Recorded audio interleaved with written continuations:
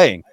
So we have Robert Hayes on the right-hand side of your screen playing Esper Midrange. This is probably what you would expect if you've seen Esper in Standard previously. Raffines, Deep Cavern Bats, wedding announcements, removal spells, the usual stuff. However, we have Sam Black on the left-hand side of your screen. The deck is labeled Abzan Counters. Now, I know you mentioned earlier, Will, that you're a big fan of the card Insidious Roots, and that card is a feature in Sam's deck. We have 4 copies.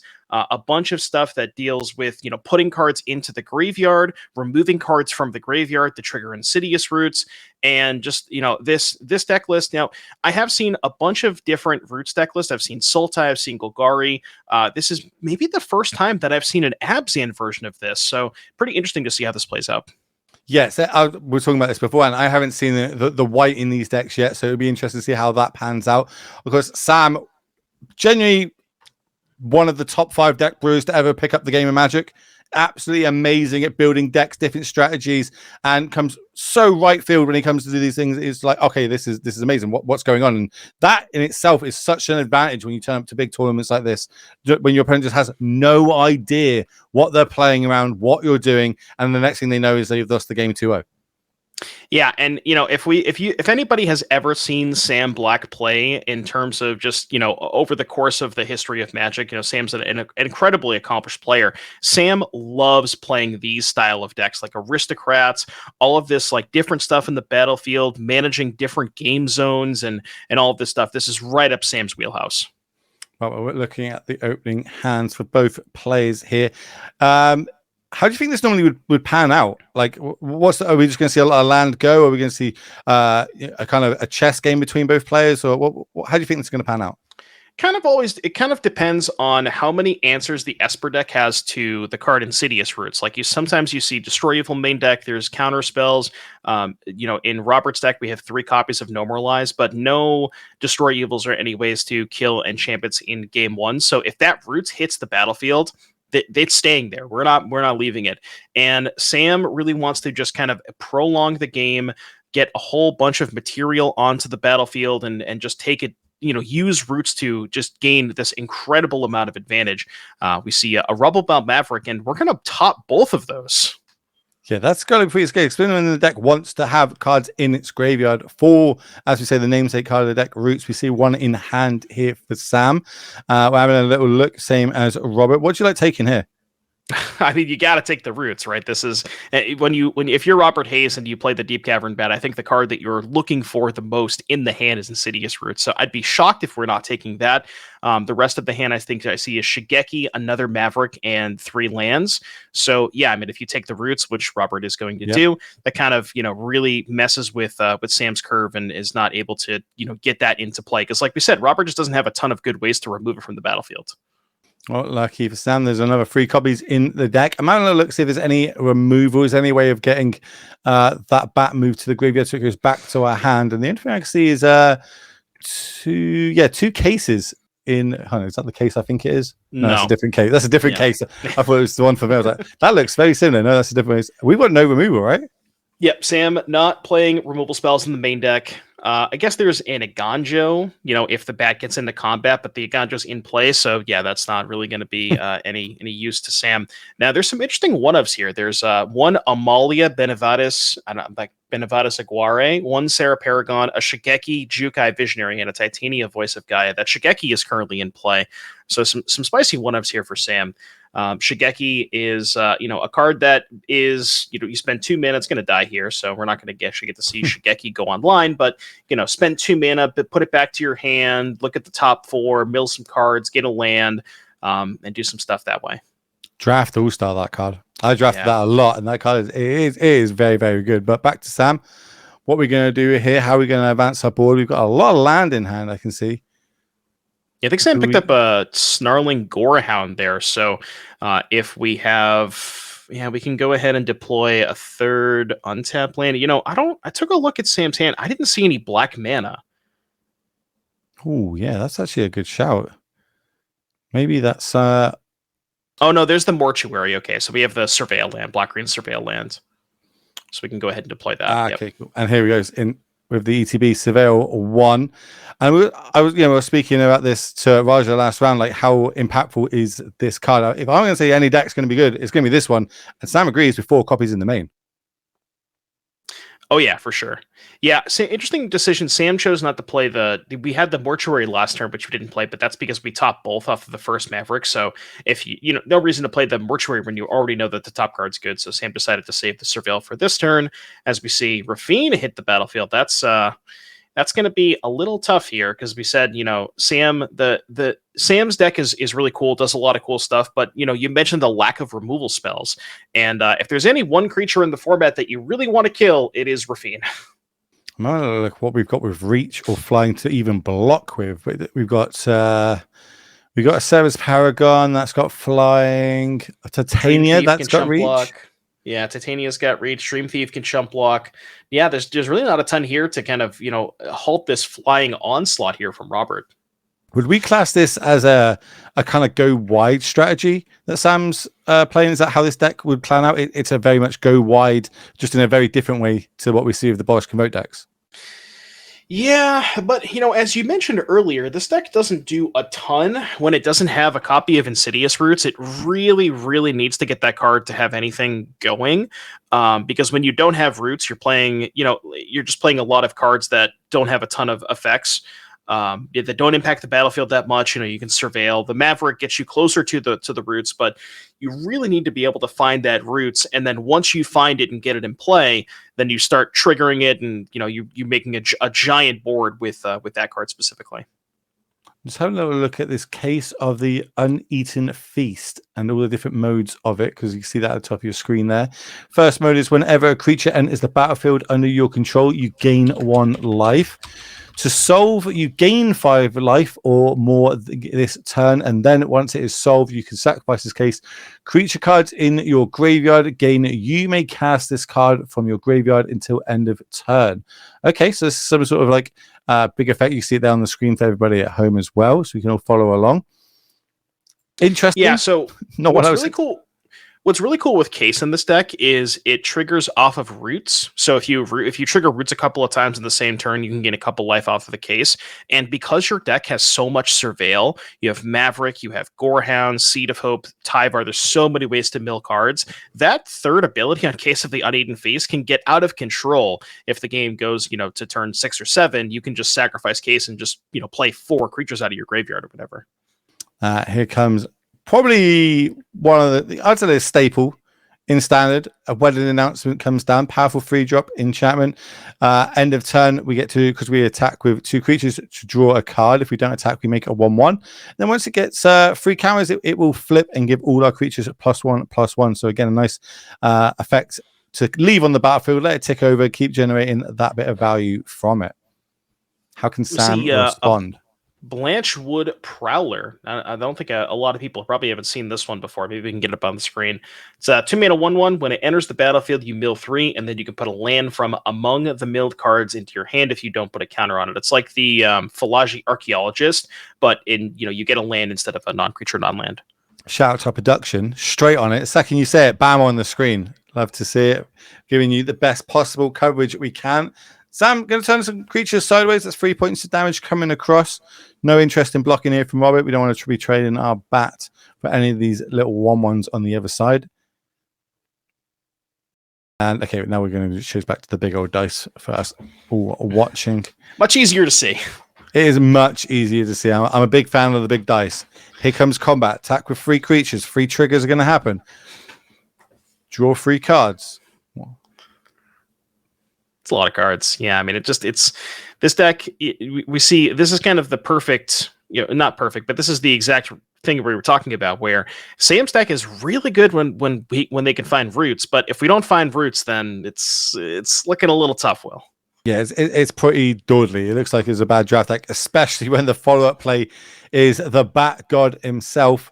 Remind me the name of it, because I can't think of it off my head. Aklazotz. That's the one. Of course it is. Of course it's that really easy name to pronounce. By the way, what a house. What a house this card is as well when it's just on the battlefield. I mean, it's, so Robert draws Aklazotz, plays Aklazotz. Sam draws Snarling Gorehound. I mean, it's an even trade, right? Even game. basically the same. They're both super powerful, right? And that's going to be enough for Sam scooping up. We're going to be going to a game number 2, so we can get these deck lists on the screen for everybody at home to have a look. But first, we're going to show you our beautiful faces. This is our beautiful faces while we kind of set up in the background. Didn't really do what Sam wanted to do game 1. How are we going to be able to short up for game number 2? What do you like in this sideboard? Well, we talked about the lack of removal. So in the sideboard, we can hope we can shore that up. And I do see 3 copies of Pylon. I actually like that card quite a bit in these the Golgari or Abzan or any kind of Roots decks, because the Roots decks are very good at just putting a bunch of stuff onto the battlefield, and Pylon is frequently going to cost 0 mana. So it's just 0 mana, kill your thing. Surveil 2, which is very, very powerful. So I assume you want all of those. You could maybe sell me on Haywire Might to blow up Wedding Announcement, although how much do you really care about Announcement if you have Roots going? Sandstalker Moloch. I don't remember what I'm going to bring that card up for myself. I think it's the Pro Black one. So it's a 4/2 flash. Yeah, 4/2 flash for 3 ETB if an opponent casts a blue or black spell. Look at the top 4, reveal a permanent, put it into your hand. You could maybe do that because, there is a lot of blue and black spells in Robert's deck, so that can help you find Roots. Past that, I don't think you want Duresses, but yeah, the Pylons, maybe the Haywire Might, maybe the Sandstalkers. Yeah, I like Pylons quite a lot here. Okay, let's see if we can move across and have a look at the other deck. There's kind of stock, but has picked up a few newer cards printed. One's like, one comment to me is No More Lies.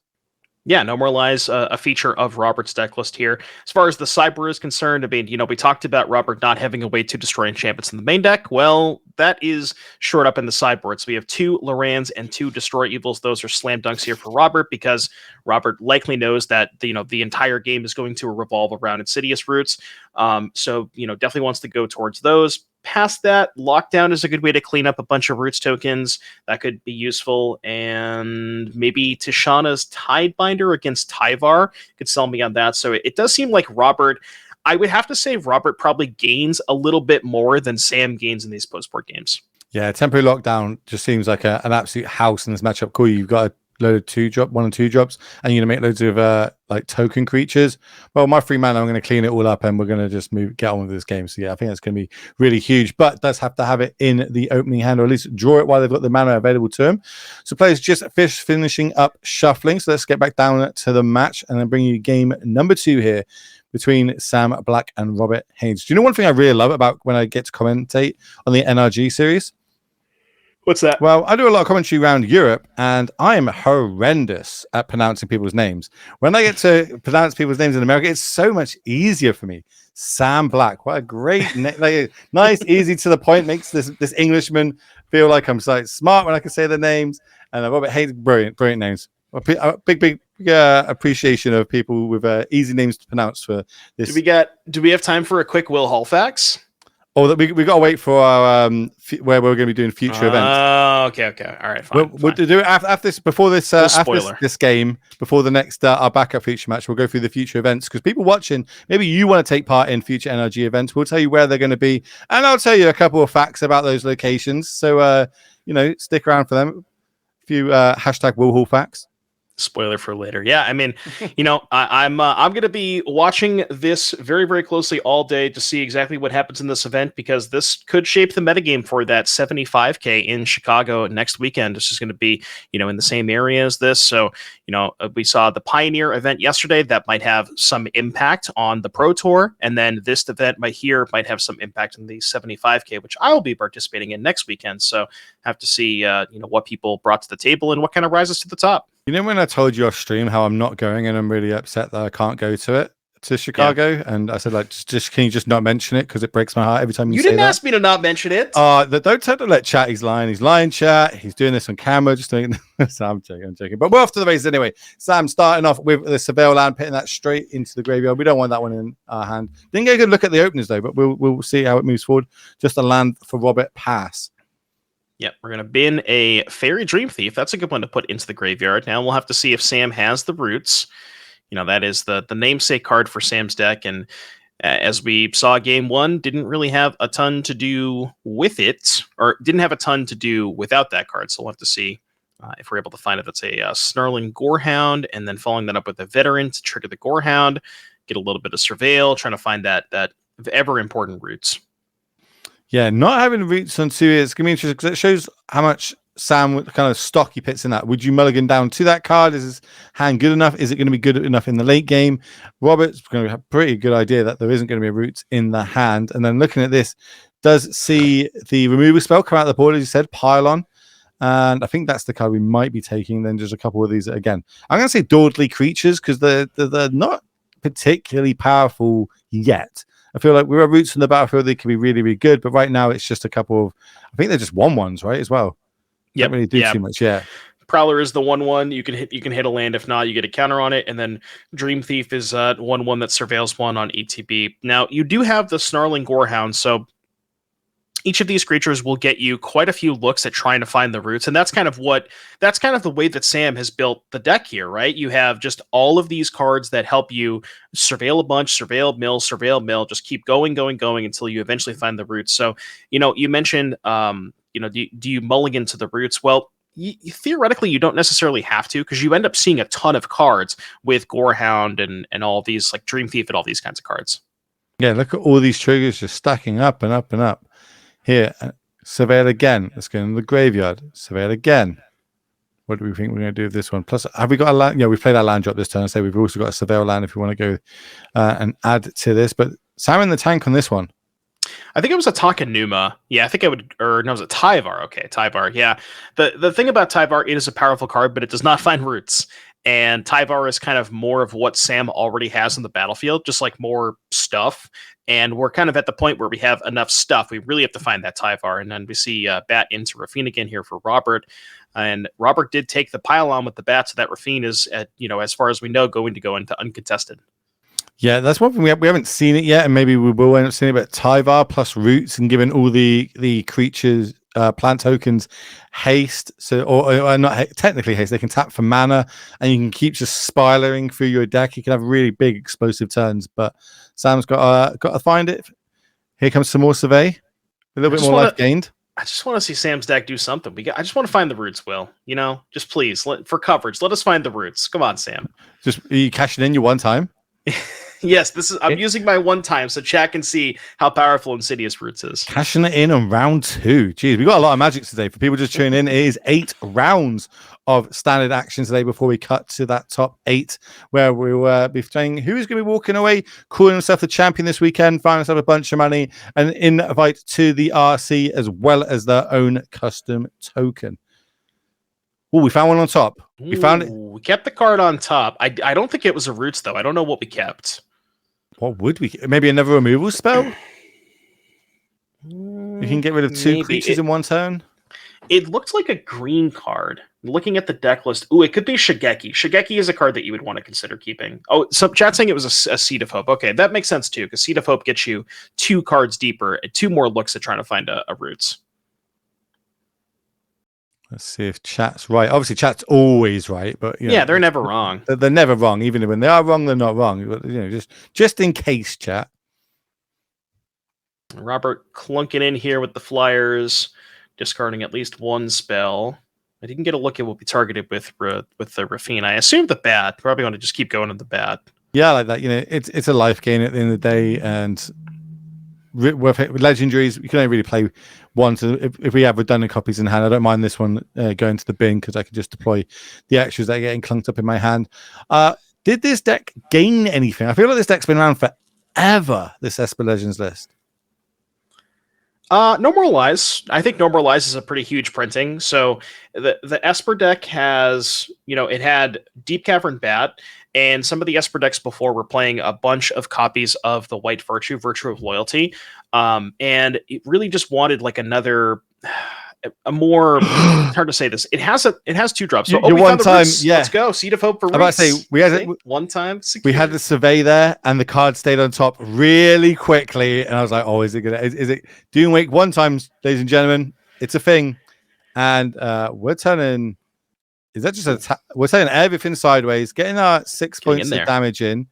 If we play Root, can we then start bringing things back from the graveyard and start basically building a huge board state here?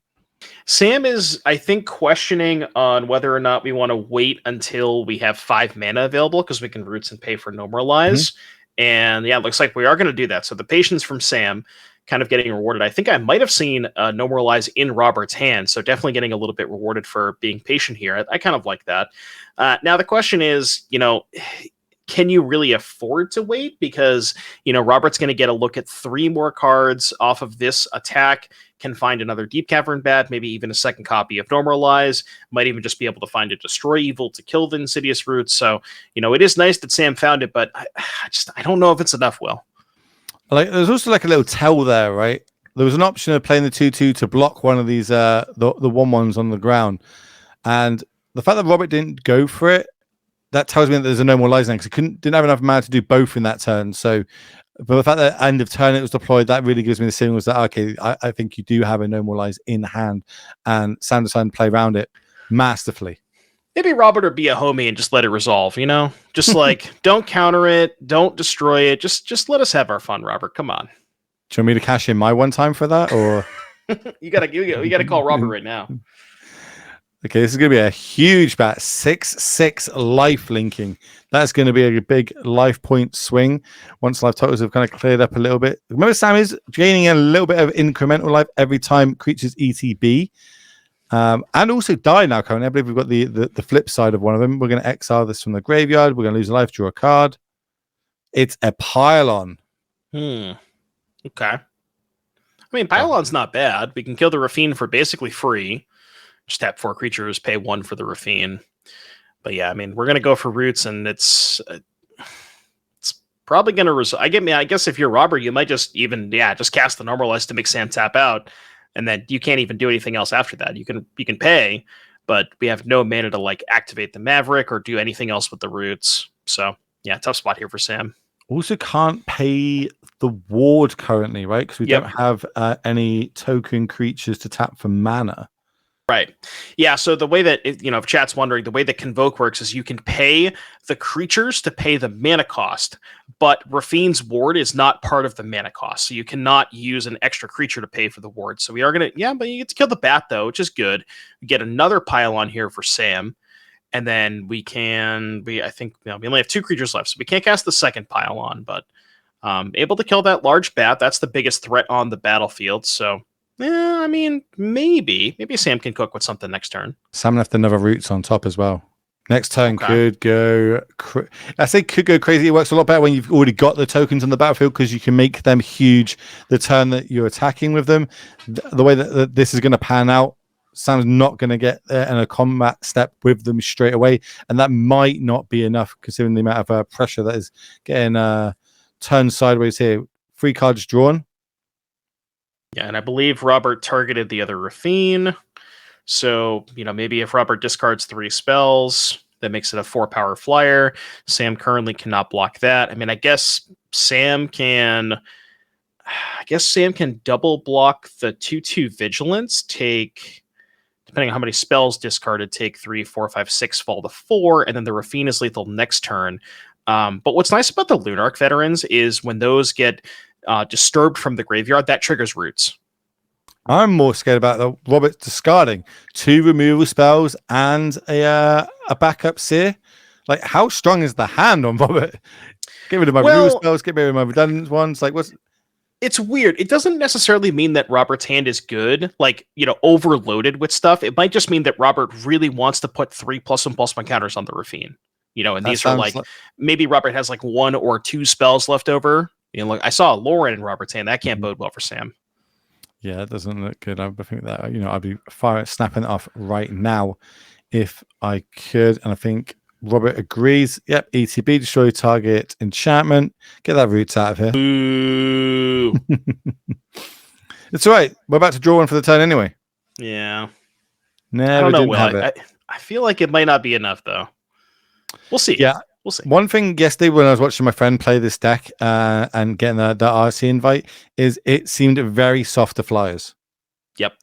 Very, very soft to flyers. Be able to go up the ground pretty well. Of course, as I say that, I never little dawdly 1/1 flyer hits the battlefield. A little bit of life gained, but you can't do this forever in this deck. Ooh, okay. Mill's a Maverick, so that Maverick is a 1-mana way to trigger roots. We can exile the Maverick, put a counter on something, get a plant counter. I think there might be a second Maverick as well, so we can at least trigger roots twice this turn, I believe. Right, so we're going to exile this, put a +1/+1 counter on target creature. Roots is going to trigger. It's going to generate a 0/1 plant token. This plant token, when it ETBs, all plants get a +1/+1 counter. So again, works great in multiples. Oh, and that's also going to gain. No, we're not going to gain life. Never mind. I was thinking we had the other side. Oh, you do still have a veteran in play. Yeah. Okay. We got one at the top. We did have two. We've now got just the one. Remember these plants? Oh no, the Tyvar isn't on the battlefield. We can't use them for mana straight away. So it is possible that with the Lunarch Veteran plus Insidious Roots going, that maybe Sam can gain enough life to keep their head above water for just a couple of turns. Chump blocking the Rafine here and there, but we'll have to see. Just a bit of shortcut, and there, as you see, 2 counters going on the plant. That's the first plant, but then when the second plant enters, it gives all other plants +1/+1 as well. So, yeah, what these plants are currently a 1/2 and a 2/3. But the longer this game goes, don't expect them to stay that size because things can get pretty out of hand super quick. It is on Robert to close the game down. Ideally, this turn, if he can do a lot of cards in hand. I imagine we go through all this and Robert just has a lockdown anyways. Oh my god! I don't see one. I do. Oh, is that the Wrath spell? Is that? Yeah, chat's saying Rob has a Path of Peril. Yeah. So yeah, that's probably gonna do it. I guess you can maybe survive this turn. 3, 4, 5, 6. Discard 2 spells is 8 because I believe Path of Peril will just gain us a ton of life off of the flipped Lunarch Veteran. So it would gain us. I don't know. Does that check itself? Let me read Lunarch Veteran real quick. Lunarch Veteran. The flip side is I can't look at the flip side. Flip side. I can hear production going through it as well, trying to find it before you can. Whenever another creature you control leaves the battlefield, you gain a life. So it doesn't trigger off of itself. So Sam would gain 1, 2, 3, 4, 5, 6, 7, go to 15. Rob would have 3, 4, 5, 6. Attack with 2, get 2 spells. That'd be attack for 8 potentially. Yeah, there it is. Luminous Phantom. And that Sam is going to gain a ton of life here. This is combat math for everybody watching at home. You just witnessed it all in Doomwake's head out loud for everybody to see. But there is going to be a big old wrath effect, as you said. 2 creatures left for Robert here. Maybe this is the window in need. Now Sam's got to rebuild here. But with Roots on the battlefield, that can be pretty easy to achieve, especially if something like a Tyvar comes down next turn. Yeah, I mean, there's a Dreamthief in the graveyard. I can't quite get a good look at the rest of the graveyard. I don't think there's a Maverick left, but there's at least 2 Dreamthiefs and a Lunarch Veteran, so we can at least trigger the Roots 3 times there. Well, I guess we don't have enough for 2 Dreamthieves. Enough mana for 2 Dreamthieves, because that'd be 3, 6, 7, 8 mana. So we can at least trigger it twice this turn with Dreamthief plus the Lunarch Veteran flashback. If anyone can do it, I believe Sam can. That's kind of my philosophy when it comes to Magic. If anyone can do it, Sam can do it. Yeah, especially like we were talking about earlier. Sam is in his element right now. These decks, Sam just absolutely loves playing these, like black-green aristocrats, bunch of tokens, different game zones, all that kind of stuff. Sam loves these decks. Oh, another Roots off the top. Okay. Don't call it a comeback, Will. Sam's gonna go from no battlefield to like 17 permanents in 1 turn. So you've caught me off guard with that. Funny. Right. We're going to start returning things. We're going to start generating a bunch of 0/1 plant tokens. They're going to get triggers. That's going to be 2 coming in, +1/+1 counter on each of them. And then the second's obviously triggering the first one, making it so it's got 2 counters. How are we going to... Are we just in survival mode here? I don't feel like we're in turn corner mode just yet. No, not yet. And one thing you mentioned is that Rafine is definitely going to cause Sam some issues because we don't really have any flyers. 3 mana, that's a temporary lockdown. Yeah. That's... All right, we've seen enough. That's probably I've seen enough, yeah. I've seen enough. Yeah, lockdown cleaning up the Roots as well. That is going to be a tough one for Sam to overcome. Do you think that lockdown might be the best sideboard card you could bring this weekend? It's really good against Boros Convoke. Yep. I could see it. It seems pretty good against this Abzan counters deck. I'm not going to lie to you. Yeah, and we knew about the pile-on from a long time ago. Now, taking a look at Sam's sideboard, I want to see there is one copy of Haywire Mite and one copy of Tranquil Frillback. So those are and a Boseiju. So two with a Boseiju in the main. So it's essentially maybe up to 4 ways to remove that lockdown from the battlefields. But with this Rafine in play, it's going to be, it's really, we can't really block it that well. We're already down 2 pile-ons, so I'm not sure. We only have 1 left to be able to kill it potentially. So Sam's gonna need a way to kill this. Another Roots. Wait for life. Sam's life total to get updated. Not entirely sure it's still at 9 life, but while we do that, we're going to start generating, get some more plants on the battlefield. Here comes the 0-1. And notably, that does have flying, so that can actually chump block. Oh, okay. No, well, don't worry about it. God, Robert's just the meanie over here. But no cards left in hand now, right? So we are living off the top of our deck plus whatever we draw when we go to combat. Removal spell would be pretty good here. In fact, removal spell would be lethal here. We're just trying to have some fun with Insidious Roots, and Robert's like, nah, I'm good. Not today. Robert, look, it's the start of the year. Robert needs to get queued. We need to get to this end of year championship. This is just lethal. There's the handshake. Robert takes this down 2-0. Old Trusty beats the fun deck, shall we say, especially in that round. But I mean, we did get to see Sam do a little bit of things. Like we did get to see Sam did showcase a little bit of the power level of Insidious Roots, but ended up finding it a little bit too late, and Robert just had too much stuff on the battlefield for Sam to overcome. Okay, well, I'm being told by production that we're actually going to have an interview, so we'll see why that deck was bought. If you've got any questions, throw it in the chat, and we'll throw it to them. But while we wait for that and we kind of set that up, you've got a 75 coming up next weekend at MagicCon, where the Pro Tour is going to be happening. You said it's between 2 decks. What is going to be the nail in the coffin? Is it going to be after watching this weekend's worth of coverage, seeing everybody play not only 8 rounds of standard action, but plus top 8, or is it going to be a little bit more testing? Like, how much on the ropes are you, or on the fence of which deck we play? What's going to be the deciding factor for you? I mean, definitely still some more testing to be done. I have Boros Convoke and I have Golgari Midrange. Those are kind of the 2 decks that I'm kind of leading between. I think that Boros Convoke is a little bit easier to hate out of the format. There's a lot more sweepers that people can play and stuff like that.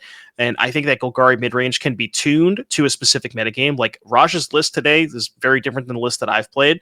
So, may have to try that a little bit. But I mean, I just think that, one of those 2 decks, unless something really does, maybe there's a breakout deck this weekend that I want to take a look at, but it'll probably be between one of those 2 decks.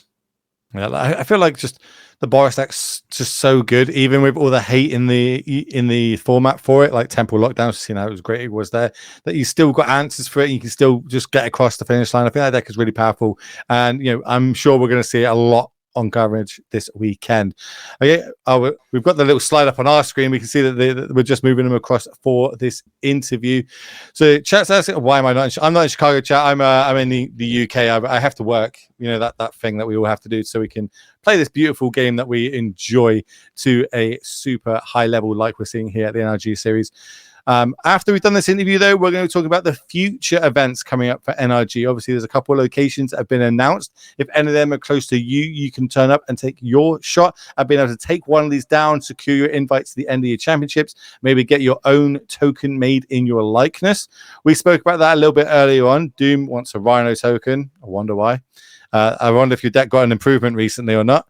And I would like a Golem token, but I'm interested to know what you at home would like to see. What if you or like to have made in your likeness? Which token would you like, so you can turn up to your FNM or your next RC or whatever with a bunch of tokens, hand them out to your friends and or maybe to your opponents to be like, hey, yeah, I just beat you with a load of rhinos. Here's 2 tokens for you. I really rub some salt in that wound. What's chat saying? Construct. Oh, Construct's token's good. Construct would be nice. I like that. Clue token, food token. Trying to think of what is the most popular. Maybe like a Mite token.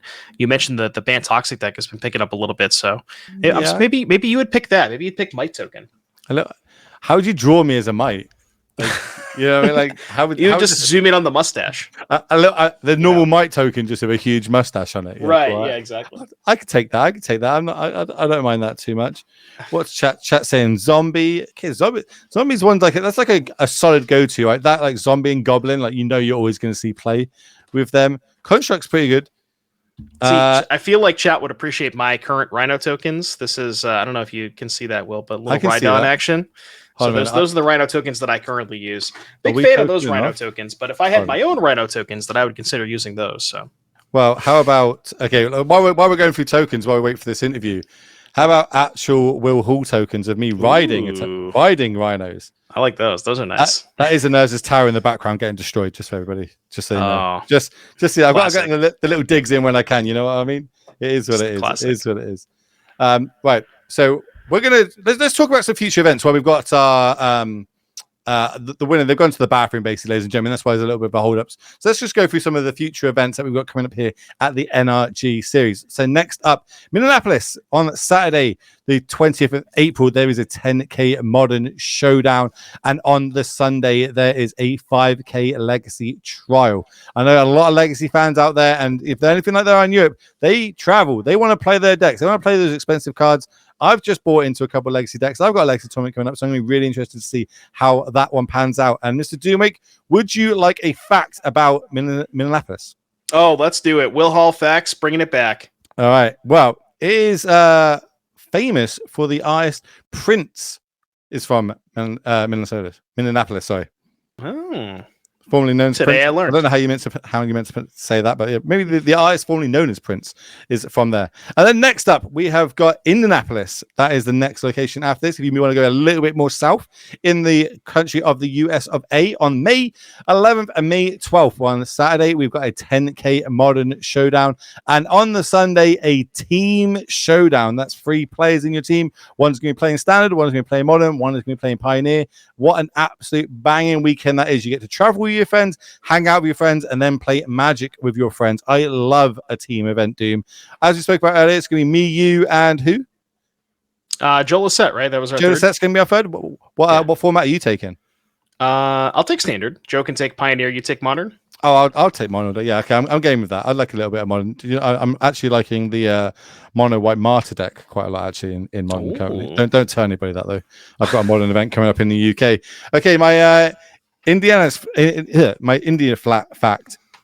The Luca Oil Stadium is the largest NFL stadium in the country. I thought I'd try and get like an NFL reference because you just had the Super Bowl. Obviously, Taylor Swift won the Super Bowl, so I thought I'd try and get that one in there. No, we're going there. I didn't know that. Well, now you do know. And then the last one announced of the year is St. Louis, but we'll talk about that a little bit later on. We've got Robert in the booth, so we can move across to our winners interview. Robert, how are we doing? Congratulations. Hello. You're talking to Will and Devon. First off, I want to know, why did you bring this deck this weekend? I really like the matchup against all the aggro decks. I think people are trying to be aggressive in the format right now, and pretty well positioned against that. Yeah, I mean, that's fair. Can't really go wrong with Deep Cavern Bat Rafine, as we saw in those games. One thing that I do see here is it seems like you've gone a little bit lower on Virtue, and you're up on a couple copies of No More Lies. Talk to me about that. How's that card been for you? It's been really good. A lot of people are playing around Make Disappear, and my friend actually was suggesting No More Lies because people just wouldn't play around it, and the exile clause has come up quite a bit. So it comes up in the mirror. You can't like Takenuma back a Rafine. It comes up just in several random matchups. Also, I want to look. I'm talking about your sideboard moving into this weekend. Obviously, like standard, it's now gone to a 3-year rotation, so there's a lot more card pool to choose from. This deck seems like it is. It's true, tested, does what it says on the tin, but always getting a couple extra cards here and there. Moving into this weekend, you expected a lot of aggro decks. Icy Temple Lockdown. I personally think that's probably one of the best cards to bring this weekend with the likes of this Boris Convoke deck, or what as we just seen there for you, taking down the Roots deck, basically just being a completely one-sided Wrath. What other cards, or what cards did you think of for your sideboard moving forward? What do you think? And I think it's aggressive format. I need these cards and why. So I was initially on 3 temporary lockdown, but my team has been putting in a lot of work testing this deck, and we've had a lot of success. And they've sort of come to the conclusion that 1 Path of Peril, 2 temporary lockdown is good, because sometimes you want the second mode of Path of Peril in the mid-range matchups. So it gives you a little more agency there. But the sideboard is pretty heavily skewed towards aggro and domain, I believe. It's probably our worst matchup because it's the closest to 50-50, but it's tough. Whoever plays better typically gets that one. That's fair. Makes a lot of sense. Now, you mentioned that you had expected a lot of aggro decks. I think Boros Convoke was probably the deck that was the talk of the town coming into the tournament. But one deck that I've actually been running into a lot more over the past week is Blue-White Control. I don't know if that has something to do with maybe Croaky's doing a couple of streams with it and people playing it, but did you think about, did you like the Blue-White Control matchup coming in as well? Yeah, I've been playing this deck a lot on Moto, and I've run into Blue-White Control a little bit. It feels similar to the Mire. It's not a tremendous amount different. They have some more walkers and less creatures, and it wasn't something that I felt like I needed to devote a lot of sideboard slots to, because the aggro decks in the format can just get out in front of you and steal games if you're not prepared. And you have so many like medium cards in the main deck that are liabilities that really need to come out. And the Blue-White Control deck, I think, is fine. I think Esper's well positioned, though, in that matchup. Yeah, I think I agree. I was really high on the Boros deck leading up to like the first week that it came out. I was 5-0'd some leagues. I bought 100 copies of War Leader's Call, and for $3 each. It paid out. But they struggle really hard against Esper's sideboard play, and once they started adapting the rest, it's just a really hard matchup. So some MTG finances there. Of course, you bought them all from the NRG Series website, right? Where anybody watching can also pick up any of the decks that you see in this weekend. That is the best place to shop and pick them up.